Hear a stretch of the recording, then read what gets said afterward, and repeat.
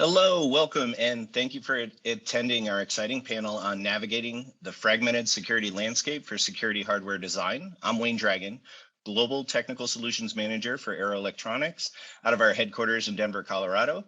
We've assembled a panel that has experience in our customer base and the vision that can help guide embedded customers through secure designs from sensors to cloud, including views from hardware and software, also including standards and certification.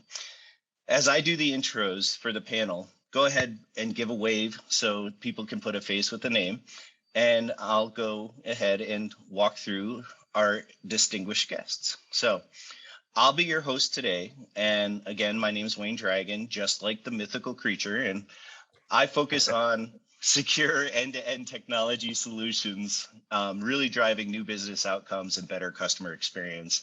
I have over 26 years of industry experience and about 20 years at Aero, and I've had a lot of roles throughout the time here, and really now I'm concentrating on security and low power wireless. So I like to say that I've been working on IoT since before it was cool and it was still known as M2M. I'm guessing a few of our panelists were probably working on it during this time as well. So for fun on the weekends, you might see me helping with my 3 children's activities, everything from coaching American football to helping leading scout adventures. So our first panelist is Eric Wood, Director of Microcontrollers Security. Eric, give away, there you are. And he's at Infineon Technologies. Eric spent the first 14 years of his career at various wireless sensor network startups. He joined Infineon through Cypress and Ramtron acquisitions. At Cypress, Eric started out working on FRAM technology for passive RFID and secure memories and was pulled in to run the product line for secure microcontrollers and differentiated security software. Eric developed his passion for IoT security working for famed cryptographer Dr. Whitfield Diffie in a startup whose mission was leveraging innovative technology to secure resource-constrained ICs. He's a passionate believer that security is not just a thing, but instead it's a mindset, similar to quality. And that it requires constant application in all aspects of life. And, his wife still loves him for it, and maybe in spite of it, or maybe both, I'm not sure. So next up on our panel, Phil, give a wave. Phil Atfield is CEO of Sequitur Labs. Phil brings a strong background in computing, networking, security, and systems modeling. He's more than 20 years experience in large enterprises and small entrepreneurial firms. Starting his career at Northrop, Phil was a member of its scientific staff. Later, Phil founded Signal 9 Solutions, a firm that pioneered PC desktop firewalls and created the Conceal brand of security products. Phil served as the CEO until the company was acquired by McAfee during a rapid broadband expansion phase of the internet. Phil then joined PhantomWorks R&D division of the Boeing company, where he led the team responsible for the development of a large-scale security policy and management framework. Phil has a love for radio technology and has been fixing tune radios in his spare time. So he's got an alignment with Aero with our starts in the radio industry. So if you need a hookup for vacuum tubes, Phil's your man. Next up on the panel, Anurag, give a wave. Anurag Gupta is the Business Development Director of Platform Security Architecture within the Architecture and Technology Group at ARM, based in Cambridge. Anurag brings over 19 years experience working in the semicon industry, doing embedded and services. He specializes in business transformation with technology and innovation with focus on the Internet of Things. As we move towards a connected world, device level security has an increasingly important role in bringing together the Internet of Things, connecting objects, people, and services all around us. In his role at ARM, Anurag focuses on PSA certified initiative in order to raise the bar of security within the ecosystem. And before joining ARM in 2019, Anurag held a number of roles at Connexent, Sasken, and Accenture. Anurag is fresh back from holidays, ready to help out on the panel, where on holiday he was sleeping in tents next to wild animals in a resort that saves and takes care of endangered animals. Pretty cool. I would have went with the tree fort versus the tent, but that's all right. So he's also a volunteer police officer in the UK. So he's associated with security both professionally and personally. Last but not least, Carlos, give a wave. Carlos Serratos is joining our panel. He's the Senior Director of Strategy, Policy, and Advocacy at Brightsight. He's a specialist in IoT security and compliance. On his role, he engages with policymakers, regulators, and industries across verticals and regions, addressing trust enablement issues for compliance, risk management, and accountability purposes. He's a board member and director of the IoT committee at Eurosmart, co-chairing the IoT Security WG5 at the Global Silicon Alliance, as well as Security Task Force and CSIP Subtask Force under Global Platform. There's tons of experience here, and Carlos, little known fact, is our extreme sport athlete in the crowd. You won't see him on the X Games just yet, but he has a 15-year-old son that enjoys pushing him extremely during COVID. A few weeks ago, he participated in an obstacle course racing on muddy trails. They hit the gym together. Yesterday, they asked to go cycling after dinner. So now Carlos is currently recruiting and looking for a new friend, a girlfriend, somebody else that will be his son's extreme partner. And until then, I think we might expect to see Carlos entered in some Spartan races. So without further ado, I do want to go through a couple of logistics during the call. And through the panel, there is a Q&A portion where you can enter through comments, and we'll do our best to get back to everybody in a timely manner. As we go through, you're also welcome to send a note. You can send it to iot@arrow.com, and we can get back to you that way as well. So when we look at security and we see all the links in the chain of security, I think about it from a sports aspect of looking at a pitcher and the links in the chain. And there's so many different things that you need to do as you go through the links in the chain and get started from, it's not just about arm strength or grip of the ball or rotating your core. It's also about foot placement. There's all those links in the chain that make for someone be able to throw a strike. And I see that in security too. Security is so complex as our connectivity has gotten and raised the bar for the different features that are out there. We also increase the attack surfaces, and just like baseball, security is going to have strengths and weaknesses, and you're only as strong as the weakest link in that chain. So with our team, we're ready to talk about the security industry and really how it's affecting our embedded customers. So before we get started and go to the panel, I would like you to use your Q&A as attendees of the panel and give us a feel for your confidence level. If you are getting ready to put together secure embedded systems and devices on a scale of 1 to 5, 1 being not confident at all in security, and 5 being bring on the attacks, we're ready, what would you put? Go ahead and put that in the Q&A, and would like to see your answers. So I'd like to set up the panel discussion by looking at a historical view, looking past to see where we're going in the future. If you wanted to go across our industry and say in the last 5 to 10 years, what is the state of embedded security? And I think this one, I'll tee up for Eric to start, and I'd really like to get your view as a silicon provider, Eric.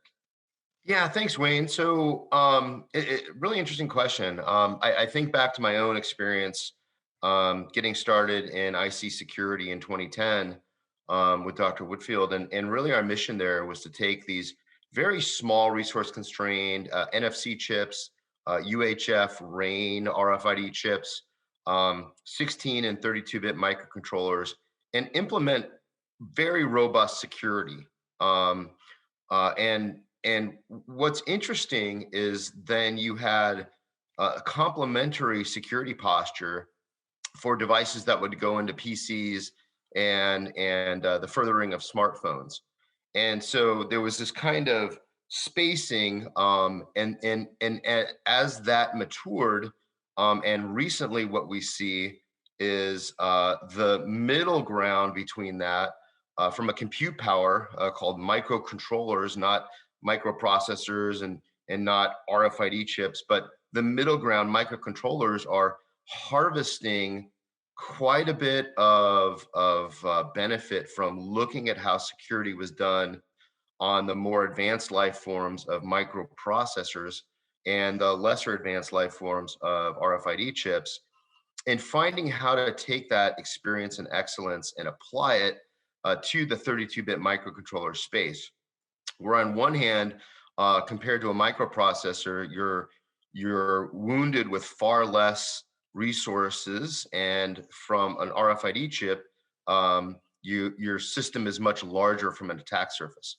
So it's really compressing the skills and insights and lessons from those well mature spaces, like we've done it at Infineon on the lower life form size, and bringing that super robust security into an SoC, the higher life form with a larger attack surface. Yeah, definitely makes a lot of sense in how we kind of look at it and, the build over the history. Hey, Phil, from Sequitur's perspective, you guys have software and services. What are you seeing, and how have you seen the trends in history? So, with a background coming from telecom and aerospace, I've worked in, call it, highly regulated industries. And one of the things we encounter is sort of the maturity of the enterprise that's producing the product or going to release it into an ecosystem. And I mean, security is not a technology, it's not a product. There's a solution in there somewhere, but it's actually a set of complex interlinked processes. And if you think about it, it starts with selection of the silicon, and before that, even the requirements of what the system has to fulfill over whatever its lifespan or service lifespan might be. I mean, we encounter soup to nuts, and it's a matter of, I'll say at the end, it's company maturity and them realizing what is the risk that the system is going to be exposed to, what is the environment that it will reside in, and what steps can be taken. There's a lot of lessons that can be learned from other regulated environments. And fundamentally, there's a lot of discipline, there's a lot of test, and a lot of process involved. It's sort of, I'm hopeful it's been done before. It's been done going back 40 years. We can learn from other industries. It's just look elsewhere and work on it. But it takes a lot of discipline. It definitely makes a lot of sense. And, that angle from different markets and how we address risk, it definitely makes a lot of sense. Carlos, when you look at it from your standpoint and you see it from customers and the organizations, you guys deal a lot with, certifying designs and, looking at it from design concepts with security in mind. Where do you see the history? How has it really come in and affected your business and your customers? Let me give you the answer in two parts, because a lot of things that you mentioned so far makes a lot of sense or resonates a lot with what we do. The first part is that we do a lot of security evaluations on domains where security is on a high level. Okay, that's where we're coming from. Like Phil mentioned before, there are already industries that are well established and there are best practices out there. But as we move closer to the IoT, we see an evolution there. We see a different aspect of security with regards to what the developers bring. We see that there is not enough expertise. There is the focus is somewhere else. IoT developers focus their capabilities somewhere else, not necessarily in security. We see that digital maturity plays a very important role. We still see a lot of products that come to the market with analog processes attending a digital market. And then we see also skill gaps. So we don't have enough professionals in the area of security. And when you get close to those IoT markets, to the emerging markets where security was no primary focus as we do in the other domains, is that we see those changes. Now, the other dimension of this answer has to do with the fact that we see different layers. We see from the design, the silicon vendor, the software provider, the system integrator, software provider, all the way to the end device. And it's very interesting to see that we bring a lot of security capability from the experts, from people who really focus on security. And that enables the IoT developers, the people who's going to be using those embedded systems, to make use of that security capability. So that compensates for all the other issues that we mentioned before: the digital maturity, the skill gaps, the security expertise. We are not there yet. I think it's still we have a long way to go, but we see that working, and we see already some evidence that is making good use of that expertise for those markets where we don't have the security capability yet. Yeah, Carlos, I couldn't agree more. And you see that across the industry and customers with skills gaps and knowledge gaps, right? That we have to fill in to make sure we're providing secure devices and systems, right? Last but not least, I'd really like to get Anurag's opinion as well. I mean, you've heard from the other panelists and how the IoT stack goes from chip to board to firmware and applications. We talk about software and cloud and storage. It goes through the full life cycle of these devices that are out on the market from, a few years to 10 plus years in industrial. Like where Anurag, do you see OEMs being most vulnerable to attacks? Pretty interesting question, Wayne. I would say that Eric and Phil already touched on the technical side, which includes resource constraints and best practices. And if you're okay, I would like to answer it not technically or more from the business angle side of it. So I think the answer is OEMs are most vulnerable to their brand, to their reputation. So I would say that the organization is most vulnerable because if it's attacked or hacked, then they suffer brand erosion, they have got reputational damage, and they also run the risk of litigations, right? So now if you see from another angle, in order to bring all the components together and make use of a root of trust in products, life cycle is a big challenge for OEMs. Because OEMs, if you see, sometimes they act a bit like a system integrator. As they don't develop their own silicon, they probably don't develop the IoT stack. And they certainly don't develop the cloud services, but they build and are responsible for the final product. So I would say that they sit somewhere in the center of the whole ecosystem. And even though 80% of the technology has nothing to do with them, but their brand and their corporation will suffer. So I strongly believe and suggest that it's an interesting and a very important angle that we need to think about. Yep. Thanks, Anurag. I couldn't agree more on that. I mean, when we come through and you're looking at it, there are those risks and there's the real costs that come through it. So I think the business perspective is big because you have to do the balance as you're developing devices. You're looking at the market and the reputation and all the things that you have there. So appreciate the insights, everyone. And I think the next question I'd like to spend some time on is when we look at the security industry, we talk to our customers and our OEMs, and it's really confusing out there. There's a lot of standards and certifications, and that market seems very fragmented. For global OEMs that want to sell throughout the world and from region to region, how do you see those requirements, and how do we address that fragmented market? I think, Anurag, I'd love to have your thoughts on this, kind of touching on that. Yeah, I would say I have been talking to various OEMs globally, and one of the topic which keeps coming is fragmentation around standards and regulation.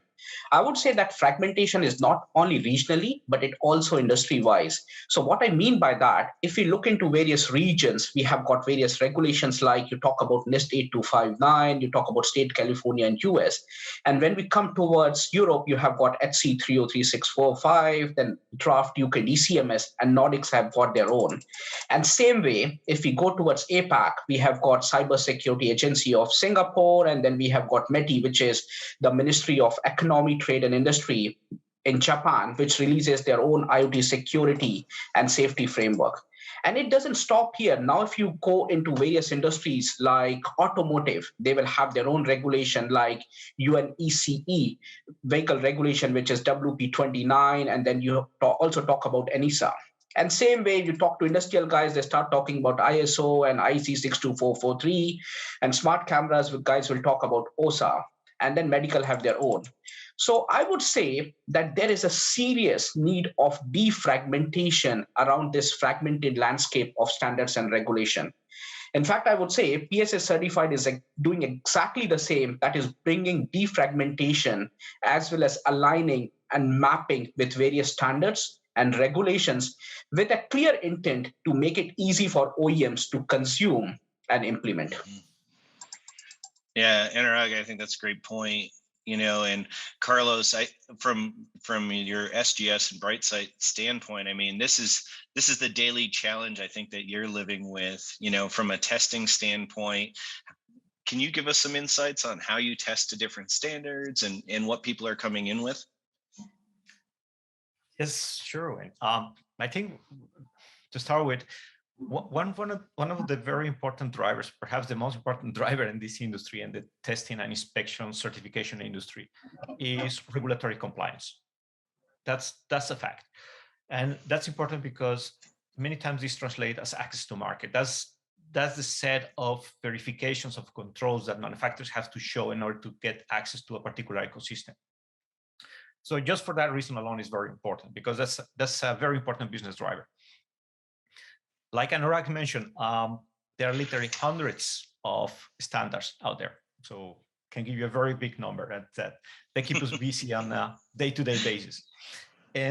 But one interesting fact is that in one hand, the reason why this is happening, and the reason is because every time there is a breach, policymakers from public and private sectors, they will bring some countermeasures. And they don't bring those countermeasures to make products secure. They bring those countermeasures or those requirements to make sure that we have a trustworthiness ecosystem. We want to prevent that the trust is eroded in that particular ecosystem, is this industrial, automotive, etc. So that's important that we have products that we can trust, products, services, processes. Now, on the other hand, if you step back, if you take some distance from the problem, you will see that although there are so many different standards and requirements, the fact is that at the core, they are not that much different. Take, for example, secure communications. If you talk about IoT devices, which the nature of the device is to communicate, it's not a surprise that many of those requirements go around secure communications in different markets and regions. So that's just an example how you can have some core capability, core functionality that can be applied to different scenarios, to different ecosystems and requirements. And that's one of the approach that we see here evolving in the market. PSA is one great example of that, because that security evidence that comes from the core, we can map it against that core capability that will be used later on in specific use cases in different certification programs specific to devices. Yep. Yeah, and I think as you see, and hopefully as these things start to converge, around those core things that are being checked in each of those certifications and the regulations, it kind of gives us that tighter window so people know where to start. I mean, talking about where to start, I mean, Eric, you from a silicon view, right, you're providing parts to all of these customers. How do you know where to start when you're making secure devices? Well, I'll tell you, so my answer is going to come through the filter of what my primary role is at Infineon. And regardless of the software teams that I manage and the products I'm responsible for revenue and the business plans and that I need to write, my fundamental number one job is to create the right requirements, as Phil was talking about, the right requirements for the chips we're going to make, right? And hundreds of millions of dollars rely on this, and making sure longevity of the products and the security of our customers rely on that. So to me, that's my most fundamental role at Infineon. And if you think about it from that perspective, what we do is, and Anurag knows this very well because he participated in writing the specification for this, is we do use case analysis. So we take an application, it's going to be a wearable, and we dissect the wearable use case and then organically and bottoms up build up into the security requirements. All right. Now, we do take account the regulatory environment, the industry standards, those all feed into it. The reason I'm framing it in this light is because oftentimes regulators specify outcomes. Don't let the network be hacked. Don't let customers' private information be revealed, confidentiality, right? Well, I can specify that outcome, but I could solve that in many different ways, right? I can solve that with features a secure boot from a chip, a firmware update, attestation. I can solve that. Then below that, there's the underlying cryptographic requirements. Do you want to use ECC, 256 or 384 for your ECDSA operation, right? So then there's the security assurance level. So in security requirements, we have features that support use cases, and then the underlying cryptographic operations that you define from a security assurance level, from a hardware architecture level. Do you have redundant cores to prevent laser attacks? Are you only concerned with logical attacks? Because in the IoT, your biggest risk is somebody accessing through your Wi-Fi connection, not actually having a credit card in their hand to be able to go take the credit card and deprocess the chip and expose, information. So the IoT market is significantly different than the chip card business or the credit card business because, it's some requirements are coming in, but from a very fragmented market, right? Because you have these different use cases, and I'll tie it back to the use cases. In payment cards, that hardware security is super required. It's a small attack surface. It's just basically a credential. And then you have 10 banks that are defined, and Visa, MasterCard, American Express, that are defining the security requirements, right? There's no, EU defining the payment security requirements as much as Visa, MasterCard, American Express.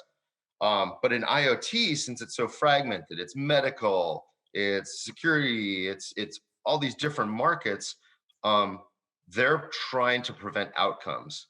And then I personally find that, and this is just my opinion, that common criteria does one of the best models, and I'll just say framework or models for applications in the IoT.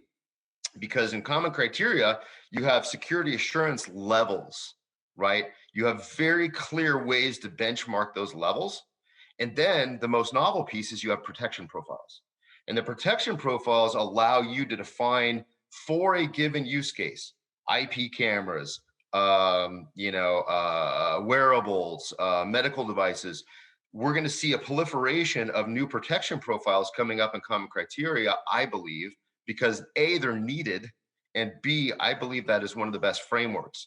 And so now when I see PSA and CSIP aligning, for example, with level 3 to a common criteria AVAVAN.3 level of security assurance, you can pick your PSA profile, PSA lightweight, you can pick your common criteria CSIP protection profile, and now you have a map, right? And then you work with a Brightside or one of the labs out there to actually, get a, hey, this is how we would attack your device for that given protection profile, for that given security assurance level. And now it's really mapped out. So that's where I see this fragmentation problem getting solved. Yeah, it definitely makes a ton of sense when you look at it from, a use case scenario and how those attack vectors are going to vary based on what markets and, what those chips are being used for. So for sure. Hey, Phil, from a software and services perspective, right? How can we accelerate, OEMs time to market, when this is so fragmented? How can we help? And, from your perspective, how do you see that fragmentation affecting the business and the customers that you're talking to? So part of the initial engagement with our customers is to understand the maturity of the organization. And that's between the development teams, between the management, who's responsible for risk assessment, who understands what the liability is of even putting the system in the field. And quite often we get asked about, what about certifications? And we go, well, what do you think you need? And do you understand why you're even asking? So to take that and map it straight back to the system requirements and the operational requirements and the lifespan of the device. And we have customers that put devices in the field for 50 years. We've already dealt with the 2031 bad certificate overflow problem. So there's another problem coming. Certs are going to explode January 19th, 2031 because the dates roll over. We identified that in their system. They didn't even know it coming. Their CA couldn't deal with it. So you go from the specification, then typically there's some legacy or offsite manufacturing. If you're dealing with credentials at a root of trust, they don't want to pay $1 a device. Credentials are absolutely worthless. They're worth nothing. It's just a piece of information. So they need to they want to minimize the expense and the cost. Dealing with that across the design phase and the operational phase, if you add $1 up front, that goes into a different budget, and they hate that. You're then stuck with dealing with procurement. If it's going to add 6 months, they need to budget that. If they need to bring in test and certification, they need to budget. All of the costs and all of the processes need to be accounted for. We've had customers where we asked them about key management, and they looked at us rather puzzled. And it was okay, like this is a maturity problem. And if you step back and look at companies that are already in regulated spaces, they typically already have a team that can deal with this, and they have the business processes. What really scares me are the startups that don't have the maturity at all and are fielding products because they're not budgeting for it and they don't know how hard it is. Eric, I'm really glad you mentioned common criteria. I've been on both sides of the table of that. So both as examiner and both as taking products through. And the good part about that, it was backed by treaty 20 years ago when it was kicked off, say May 2000. The great part is that it is a discipline, it's a process, it's manageable, but it's not sort of, okay, so we built the product, we've got it, they waved the dead chicken and put the rubber stamp on the product. It now goes into life cycle mode, and you've got to care and feed for it for the next 20 years. So the processes have to evolve too. And we deal with across international boundaries as well. So, call it the sovereign standard setter, NIST as example, CSA in Europe and in Asia. And the really good part is the standards do align to a set of common principles. And that is a complex map, but it's manageable. It's that's a job for a consultant and somebody with a very detailed map to take and translate. There's probably a PhD in there for somebody to go and work out the taxonomy of language, because that will even vary across industries. What does a requirement map to in one sector through to another? It's hard, but it's manageable. And a lot of it involves education and process, and it takes maturity to get there. They've got to make the investment. And at the end of the day, they have to care enough to make the investment. Yeah, Phil, when you look at it from a maturity standpoint on the industry, there is a huge range for customers, with experience and what they've done. Are there things that we can learn as a follow-up to, our previous conversation here on this, from certain industries like the payment industry and, industrial gas pumps, where these had high value targets for stealing information, and they were definitely a focus for security early on. Do you think there's lessons learned that we can see there that translate into some of these, industrial markets or newer markets when we go to protecting data and IP? Absolutely. When you look at sort of one of the initial problems so think back to the origin of payment. Initially, it was offline with a franking machine. Slapped a credit card in, somebody handed you a carbon copy. It was totally offline. Or they'd phone it in and get a number from somebody at the other end of the phone. As soon as the systems go online, it's a problem. And in a lot of IoT, what we're seeing for the first time are systems that have never been connected. They may be networked within a local context, but they're bringing those online or nearline, and all of a sudden the attack surface just went up by 15 orders of magnitude because they're attached to the network. The lessons learned in terms of physical security, network security, even then the entire software and management stack on the device. We had one customer who asked us that we design a set of APIs based on work done a long time ago in authorization and control, was basically to enable a multi-party, multi-tier, multi-tenant ecosystem. And they asked us, how on earth did you ever even consider that this was going to be required in the future? And we said, because it already exists elsewhere. It already exists in telecom. It already exists in aerospace. They've already dealt with these problems. And if you've worked in them, you've seen it and had to go through it. It's discipline and sort of having the foresight of trying to get through this and then dealing at the tail end with this has to go through certification. So if you're taking it for common criteria, start as early as possible and map out as early as possible. Start writing early. Don't lead it to the last minute. It's going to take you 3 years. And by then your competitors have beaten you to market. So start early and invest.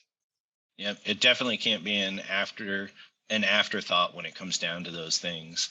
As the panel's talking about the different aspects, you think about costs, right? And when you come down to it, there's big costs with being breached, whether it's financial, whether it's time, whether it's reputation. When we look at it, whenever we're investing in new products at OEMs, they do have to look at the costs of development too. Carlos, I want to get your opinion here. We understand there's a cost for services and security, but is there a greater cost to not having this robust security put in place? I think that still out there this perception of security as cost, right? So most of you will agree that when we start talking about security, they say, okay, this is going to cost me in general. But I will argue that security has value. And like any value need to be cascaded on the value chain. And yes, definitely there are benefits of having security and costs implied when you fail to have security. One thing that is really fascinating about the IoT market is this is the oil of the digital economy, right? So we're talking about transferring data, collecting data, providing services. So if you see it from that perspective, a digital service and being the IoT device an enabler for that digital services, we have seen digital services going out of the market just literally weeks after being breached. Why? Because the entire system or digital service is based on trust, on trustworthiness of the service. For that reason alone, service providers are looking to have trustworthiness on their devices. Think, for example, on service providers. If you see the transactional nature of IoT devices, they're going to be looking to have as many connections as possible, right? So because that generates data. But sometimes they need to find a good balance, a delicate balance between, okay, let's have as many connections as possible, but let's don't expose ourselves too much. Let's don't bring additional risk. So service providers are looking to have also that evidence of security to manage the risk because the implications that a breach has for them. And as you can see, the cost goes beyond to the reputational, and it really can take a service down just for that reason. And that's the extreme case. Yeah, absolutely. Systemic. Yep, agree, Phil. And when we look at it, I mean, Anurag, I think you've done some research and even done a security report. Can you highlight some of what you've done with PSA certified and take us through some of that risk and liabilities and what you're seeing there? Sure, Wayne. Yes, we did a research with more than 600 decision makers within IoT industry, and then we drafted a PSA certified security report specifically to understand the challenges, bottlenecks, and problems the OEMs are facing regularly to implement security into their design of products. So I think we got some very interesting findings, and those goes back to what Carlos was talking about, the cost of inaction as well. In fact, the first thing was, I think about 50% of the respondents said that fragmentation of standards and regulation is a major challenge, which we were discussing previously. Another interesting, or I would say more worryingly, aspect was that, again, half of those were saying that they carry out threat analysis during the design of every new product. So which means that the best practices or best security processes are being skipped. And I would say this becomes a bigger problem with smaller organizations, as only 1/3 carry out the threat analysis for their new products. And this exactly goes back to what Phil was talking about, the maturity of the organization. And another big issue which we found that, again, about 50% of the responders were saying that they're using of external labs to validate their security robustness, which means that the 50% security weaknesses are being missed.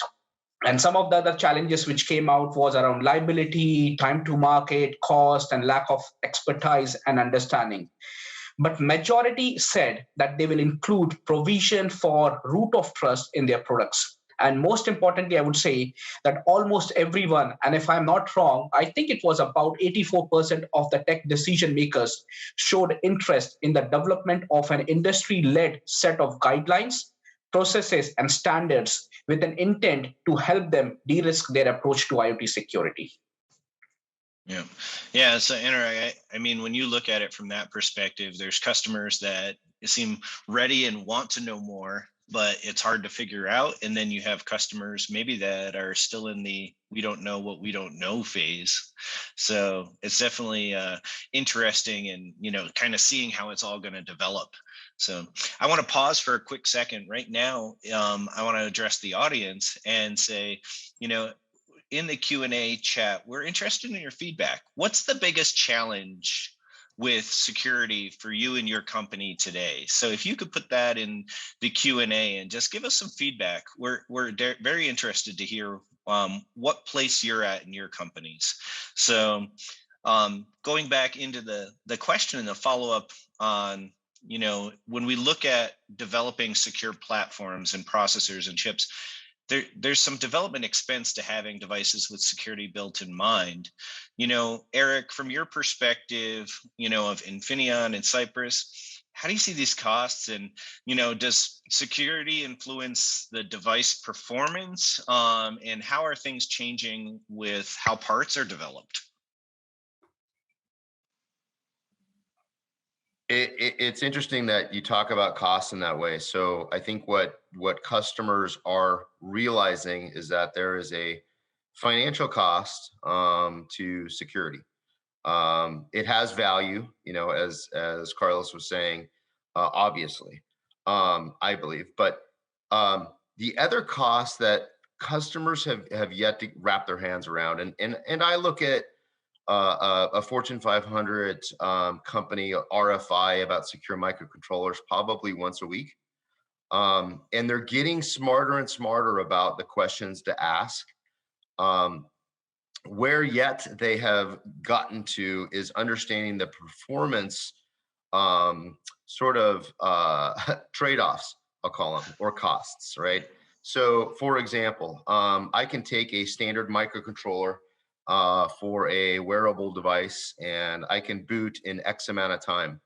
On power on reset, I power up, I do some sort of ROM start, and then I can launch an application. Now we're doing security. So when you boot up, for example, every layer of the boot process needs to maintain a chain of trust. So the ROM boot would boot up and authenticate from a hash compare. The flash boot would do the same thing to a bootloader, and those are immutable code. When you have updatable code, now you bring in an ECDSA operation, and that takes time, right? So all of those things add time. So customers are yet to start asking, really, what is your boot time, or what is your time for this operation, or what is your time for that operation? They are starting to ask about some base cryptographic operation.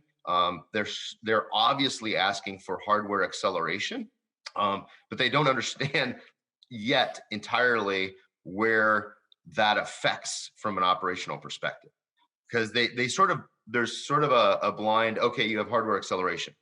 Well, in certain cases, you really don't care about the accelerated piece, so you can do it in software, and you can have it upgradable, actually, which patchable is always good in security. But some operations, you really want the hardware acceleration. So there's a performance thing that I think folks have yet really struggled to kind of crystallize the dimensions of it and the impact of it. Yeah, agreed. And, Phil, from Sequitur's perspective, I mean, when you come through and you're looking at these situations, how do you help these customers balance that cost and risk scenario? So we start typically at the specification design. They've probably already chosen their silicon, and we work with them to cross all of the gaps. So hardware implementation, manufacturing, design, development, test, even down to the threats that the silicon provides. Because I'll be quite honest, the board support packages and software produced by most silicon vendors, it's rubbish. It's really terrible. I mean, what we see, the baseline for a lot of software developers and a lot of industries is just make it work and throw it out the door. So the amount of cleanup that we have to do and the education that we have to do. So we've done it so many times at this point that we have our standard set of tools and processes, and we walk that right into the door and hand it to the customer. And at the end, it's then preparing them for, okay, you're aiming for a standard. This is what you're going to need. And then at the very end is also line them up for probably even penetration testing. And hopefully it's a lab that's skilled, because there's a little bit of a frightening aspect of pen test, is because they're hired as consultants, they feel they have to find something. But unless they're familiar with the stack or the system, they flag false positives. They're adamant that they flag vulnerabilities, and they don't like an explanation from a PhD on why they're wrong. It's sort of, so be prepared. It's complex, but at the end of the day, they're looking for a solution. You have to cross all of the gaps. I mean, all of them. And there's a lot of personalities to deal with. Yeah, definitely. And as you kind of come through that, I mean, Anurag, we've heard right from Eric on the silicon side and Phil from the software and services side and how they're working with their customers. I mean, do you get a feel for like who owns the responsibility for making sure devices are secure, right? I mean, is it the OEMs? I would start by saying historically, if you see OT systems were designed to be resilient and reliable and very safe. Whereas when you look into IT systems, they have been built to be more secure, private, and I would say reasonably reliable, right? So now with this IT and OT integration, end-to-end security becomes very, very important, which includes security at all various levels. You talk about application, you talk about device, you talk about software OS, or even at a silicon level with root of trust. With that, I would say that everyone in the ecosystem has got a role to play, whether it's a silicon provider, whether it's a software platform provider, or an OEM or an ODM. So in fact, now if there is a need to broaden the ecosystem by getting more players involved, like system integrators, regulators, industry forums or bodies, and even insurers, right? So this is, I would say, what we have been trying to do within PSA Certified. That is, we are working to align and expand the ecosystem. And personally, I would say that's the only way to solve this industry security problem is to build an ecosystem, as it's not a problem of one person, and I'm sure it can't be solved by an individual in the ecosystem. Yeah, I mean, it makes a ton of sense that the ecosystem has to be involved, and you have all those links in the chain that are really going to be needed there.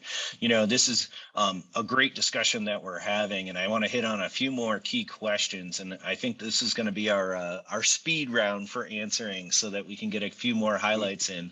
So as you look through this next question, I'm thinking about from the perspective of how is this all changing the development cycle and requirements for OEMs and, devices, right? The customers, the folks listening on the call today are in those seats and, still have to get things to market quickly, have to beat the competition. I mean, Eric, maybe I'll start with you. I mean, are there significant skills gap in the security knowledge, and how are you seeing it with the OEM customers that you're working with? We sort of look at two types of customers. So I kind of very high level say, and I'll try to be brief, but if you believe in 1 trillion IoT devices, 50% of those are going to be made by the big guys who have their own security teams. They have their own software. They won't actually take any software you provide them because they want to do their own software, right? And then you have the broader market. and the rest of the 50% of the trillion devices is going to be provided by the broader market. So obviously we high touch those large customers. We provide the hardware-based security platforms that they can then abstract everything they need for the use cases they serve to make the products they need and to be able to sell them in every market based on the regulatory climate. For the 50% that are the smaller to mid-sized companies, they struggle with having the resources because as everybody have said already, there's not enough of them. They struggle with the cost. They struggle with the time to market most of all, right? So, we just took a secure microcontroller and came out with a product line called PSOC 6.4, which has all the software, right? So the provisional software, the secure boot, the firmware updates, the isolated processing environments, the TFM for the secure processing environment, the cloud libraries to connect to AWS, stitched together with FreeRTOS, the cloud libraries for Azure, stitched together with FreeRTOS. It's like all of those things. So you can now hand your customer. So for me, it's an opportunity for that broad market. I can now hand a customer not only all the hardware, but I spend far more of my resources in software than even hardware nowadays. You can provide them so they can get to market quickly with something where you can get them a configuration tool.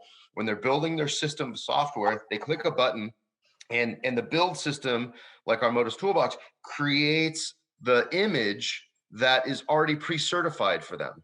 right? So they don't have to figure it all out. They don't have to figure it. The certification applies. Boom, they get the market. Yeah, it really does seem like, as silicon manufacturers are doing it, you're half hardware developers and half or more than half software developers nowadays, right? So Yep, exactly. Phil, from your perspective, I mean, realistically, how's it going to affect time to market for products and new, software and firmware releases in these trusted environments? I want to respond to something Eric said. So the first is not all of the big guys, the Fortune 500, they don't have it. They don't necessarily have the teams. We deal with a couple of companies that have trillion-dollar market caps. And what they've told us is they could not get their products to market without us. They didn't have a chance. They're big, but they don't have the maturity. They don't have the process. They don't have the fundamental understanding of the hardware. We start, I mean, as well, that, if a customer has already done selection of a chip, we will give them hardware test cases for the security features that the silicon vendors never even run. We've cost some of our silicon partners millions of dollars in respins because they don't test adequately at the silicon level. Frankly, for me, that's terrifying.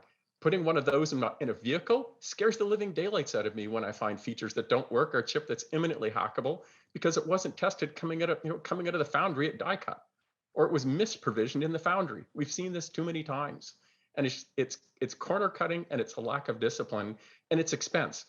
So where all this leads is by providing a solution that goes from starts with the silicon all the way forward through design, manufacturing, development, test, life cycle.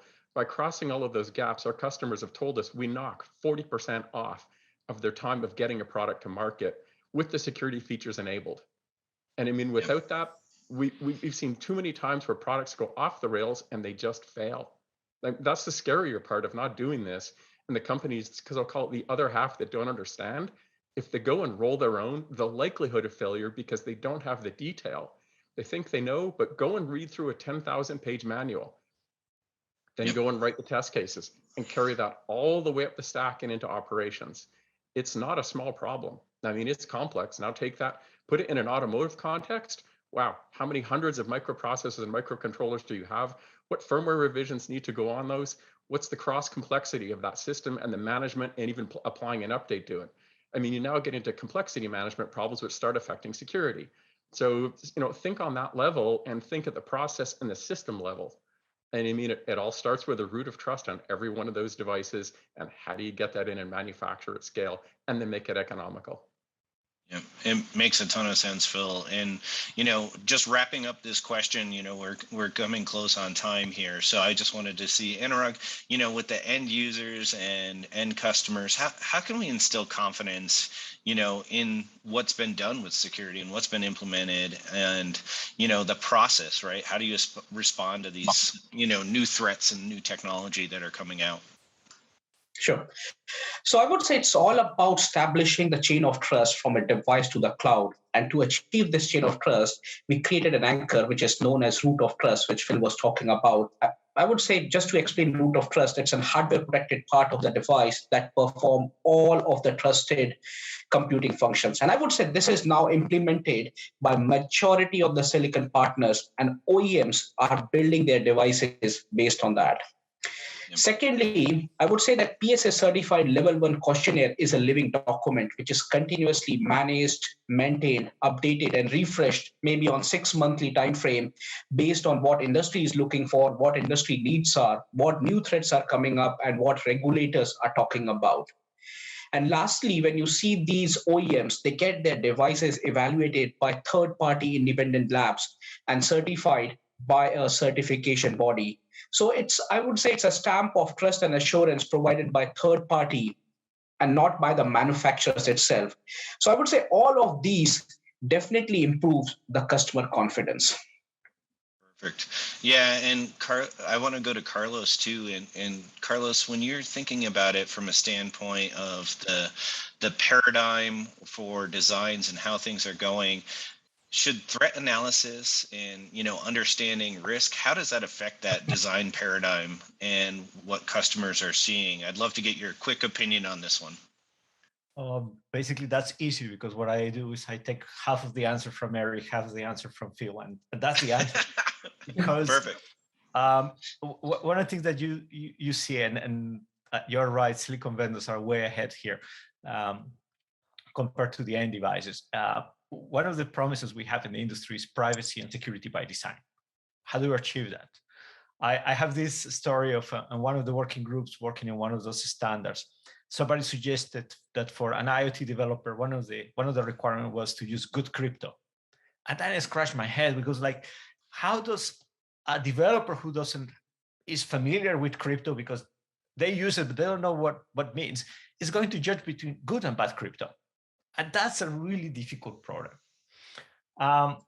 In the ideal world, we should be doing what Eric mentioned before. Let's, at the very beginning, when you're starting to design your product, when you are setting all the requirements, is this dimension, power consumption, etc., do your risk assessment, your threat analysis, see what countermeasures you need to have in place, make it part of your product development lifecycle, have your checks along the way as you develop the product. So when it goes to the end, it's there. That's by design. Of course, that's not always possible. There are some constraints, etc. If that's not possible, the alternative is make use of best practices, make use of trusted components, make use of components that have been evaluated or looked by somebody else, because that already saves you some time. So you don't need to develop that capability by yourself. Yeah, I mean, Carlos, I think you hit the nail on the head there. And, you know, as we kind of come through, I want to give our audience one more chance to engage with us on one more follow-up question. And so in the Q&A, if you guys don't mind, we'd love to know, do you have an active design where you could use help mapping these security solutions and the frameworks? Let us know what you're working on. It's definitely interesting for us, and you know how we engage and what we can bring forward for future panels and things like that. So we really appreciate it. One thing I'd like to do in our final speed round is we need to do a conclusion, and I'd love to go around Red Robin style and get one or two sentences of, you know, how do you get started if I'm doing a security solution or security-based solution, designing with security in mind. So I'll go ahead and I'll start with Anurag, and you know, if we can, I'll pump through everybody and we'll get a chance to do our final statements here. So appreciate it. Anurag? I would say my final statement would be that it's an ecosystem play. So I think the most important thing here is to bring the ecosystem together, and everyone has got a role to play. So let's do that together. And if we think that if we can get the security right, the pie is bigger and everyone will get enough from that pie here. Yep, absolutely. Eric, how about you? What's your closing thoughts here? Yeah, well, I two things. One is I'm impressed with the emerging market of secure microcontrollers. We've come a long way in a short period of time, and it truly has been a team effort from the silicon providers to the software ecosystem. I think AWS and Azure, I'd like to thank them. They've really promoted security. They've invested in security. They've worked very closely with the chip makers. Because at the end of the day, we're the bookends. We make the chips where the data is captured and initially processed, and then they do the back end. And so it's much better when we work together and just let TLS be TLS in between. So that's all goodness. And then to the other parts of the audience, from the regulatory and compliance area, you know, I really appreciate what CSIP and PSA are doing together. I'd like to see, you know, a lot of that. Benchmarking security assurance against the common criteria, AVA, AVVAN, JIL levels, 21 points, you know, basic, enhanced, moderate, all those different levels. I think I applaud them. They're taking the common criteria security assurance framework and making it more efficient for certification. So not 2 years, but 36 days, or you know, whatever L4 becomes from a CSIP PSA harmonization of 55 days or whatever it is in 25 points. I'd like to see that keep going. So if anybody can influence that, you know, that's a good thing. Thank you. Perfect. Thanks, Eric. Hey, Carlos, how about you for your closing statements? What are you thinking? Oh, I just say thank you, Eric, for the sensitive PSA part. We are working on that. Now, but let's chat. Let's talk. Let's talk. Couple of things. I think we shouldn't be having this conversation about security. We need security. It's expected to be there, and there are much more than just compliance and regulation. Of course, that's a very important part. We know it's happening, a lot's happening, and yeah, that's a fact. But on the other hand, we have security that can help us for managing the risk. It's a great differentiator for OEM devices. Key takeaways: use best practices. We already mentioned some examples out there. When you are not familiar with those standards, you're not familiar with security, there is a lot of know-how out there. There's people who knows about that, who can support your designs.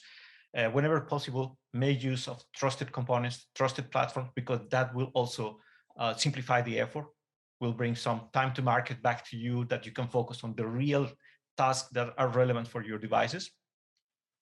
And definitely keep an eye on the standards, because again, this is something that is growing and we will see more in the future. Perfect. Thanks, Carlos. Phil, last but not least, what are your closing thoughts as we kind of move forward for the audience? I'm really hopeful. I look at what has been achieved in previous industries going back 20, 30, 40 years. There are a lot of lessons to be learned. And at the end of the day, this is people and processes, and security is an evolving process always.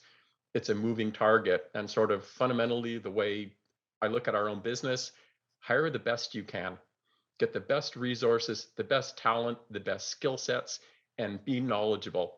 And as well, admit what you don't know and get the help. And that's hard.